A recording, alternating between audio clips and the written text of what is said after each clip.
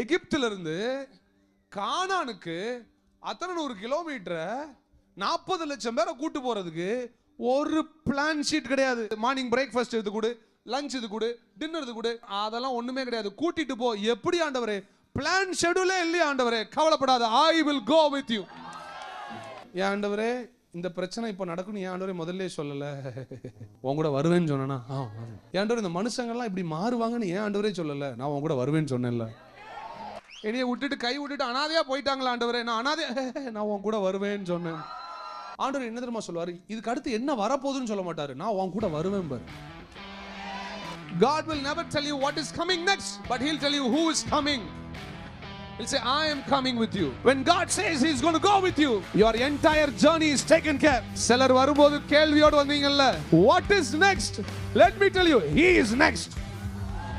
What is next? He is next.